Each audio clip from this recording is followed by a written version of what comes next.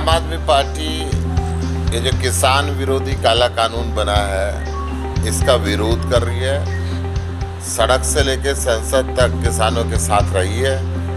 संसद में बिल्कुल अलोकतांत्रिक असंवैधानिक तरीके से बिना वोटिंग के इस कानून को पास किया गया। हमने राष्ट्रपति महोदय से भी निवेदन किया था कि बीजेपी की सरकार ने उपाध्यक्ष हरिवंश जी के साथ मिलकर इस पर वोटिंग नहीं होने दी है। और कानून ये है कि जब तक किसी एक भी सांसद अगर बिल पे कानून बनने से पहले वोटिंग की डिमांड करता है तो वोटिंग होनी चाहिए। ये डिसाइडेड लॉ है, भारतीय संसद का कानून है, उसका उल्लंघन किया गया है। राष्ट्रपति जी ने भी जल्दबाजी में इस पर हस्ताक्षर किए। अब रास्ता एक ही बचा है, सड़क। जनता की ताकत के सामने सरकारों को झुकना पड़ता है। इसके अंदर ये एमएसपी ख़त्म करके अडानी और अंबानी जैसे अपने पूंजीपति मित्रों के हाथ में ये हिंदुस्तान के किसान की फसल को गिरवी रख दिया है सरकार ने। और जिस प्रकार जिन राज्यों के अंदर मंडी सिस्टम नहीं है, वहाँ के अच्छी ज़मीन होने के बावजूद भी किसानों को मजदूरी करने के लिए हरियाणा और पंजाब जैसे राज्य के अंदर आना पड़ता है। यहाँ पे मंडियों पे एमएसपी मिलती है और सरकार इसको ख़त्म करने के लिए प्रतिबद्ध है। सरकार कहती है कि एमएसपी मिलेगी। अगर एमएसपी मिलेगी तो फिर कानून में एक प्रावधान करने में बुराई भी क्या है।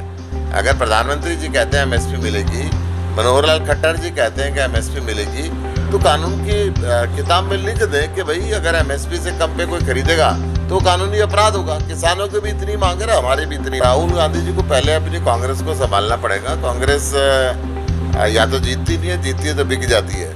और खुद राहुल गांधी जी ने थोड़े दिन पहले बोला था कि जितने लीडर हैं कांग्रेस के, बीजेपी के एजेंट हैं, 27 लोगों के विषय में उन्होंने ऐसा बोला था। और कांग्रेस के लोग भी उनको बहुत ज़्यादा लीडर नहीं मानते, इसलिए पहले वो अपनी पार्टी को संभालें, फिर राज्यों का दौरा करें। चुनाव के लिए कार्य नहीं कर रही, अभी तो किसान आंदोलन पे लगी हुई है। और इस पे हमने कहा कि दुष्यंत जो किसानों के वोट पे जीत के आए थे, वो किस लालच के अंदर आज मनोहर लाल जी के साथ जुड़े हुए हैं। उनको इस्तीफा देना चाहिए, इस्तीफा दे के किसानों के साथ आना चाहिए, नहीं तो उनका धरातल वहाँ पे ख़त्म हो जाएगा और किसान उनके साथ नहीं रहेंगे।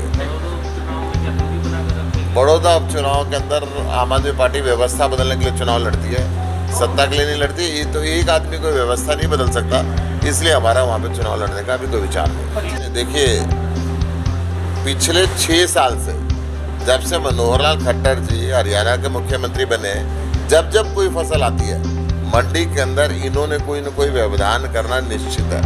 हर साल आप मंडी वाले से पूछो, किसान वाले से पूछो। इस साल इन्होंने धान की वो बदगतरी करी है कि सड़क पे लोग फसल डालने के लिए मजबूर हो गए, ना खेत में रख पाए, ना मंडी में इन्होंने ली, ना मंडी में खरीदार शुरू की। अब बाजरा है, बाजरा ये अभी 8 क्विंटल खरीद रहे हैं एमएसपी पे, और उस पर भी नमी है, ये चीज़ें और काट देते हैं। एक किसान का 15 से 20 क्विंटल बाजरा 1 एकड़ के अंदर पैदा होता है। मक्का पे एमएसपी नहीं दे रहे, कपास पे एमएसपी नहीं दे रहे, तो हालात ख़राब है। एमएसपी की गारंटी ये बात की कह रहे हैं, मंडियों में एमएसपी देने में कतरा रहे हैं आज की तारीख में। खादी,